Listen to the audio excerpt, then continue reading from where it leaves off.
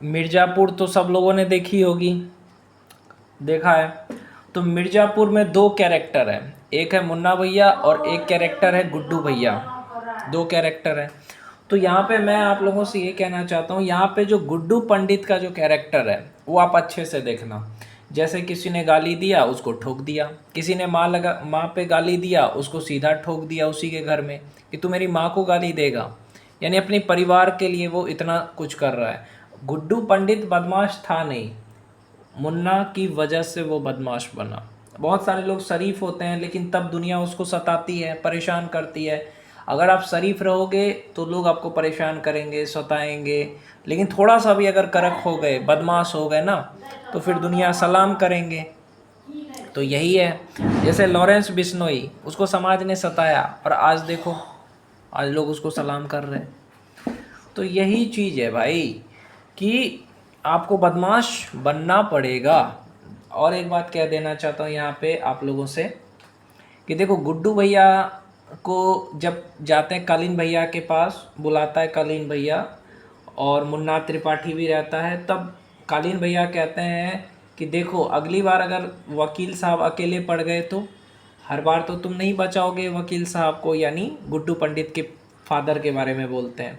तो गुड्डू पंडित कहते हैं कि देखो अगली बार मुन्ना भैया अगर ज़िंदा वापस नहीं गई, इसमें भी तो रिस्क है। मतलब एक मिडिल क्लास लड़का जिसके पीछे आगे कोई नहीं है, फिर भी वो लड़ रहा है अपनी परिवार के लिए। गुड्डू पंडित से सीखो।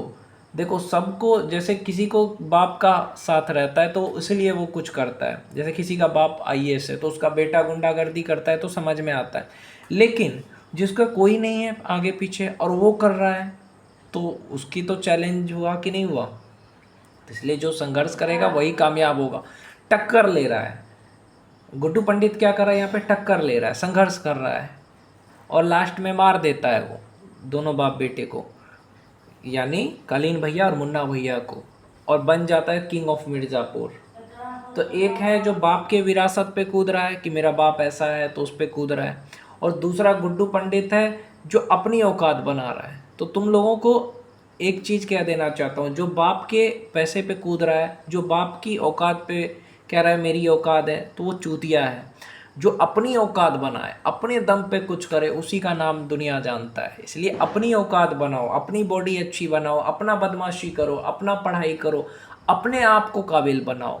जैसे गुड्डू पंडित की माँ कहती है, बेटा हमने तो बंदूक देखी नहीं है, दिखाओ, और हमको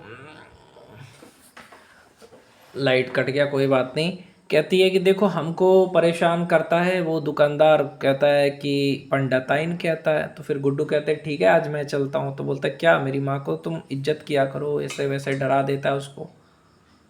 तो इस तरह से होना चाहिए भाई। गुड्डू पंडित की पर्सनैलिटी से सीखो कि किस तरीके से एक साधारण घर का लड़का कैसे किंग बनता है।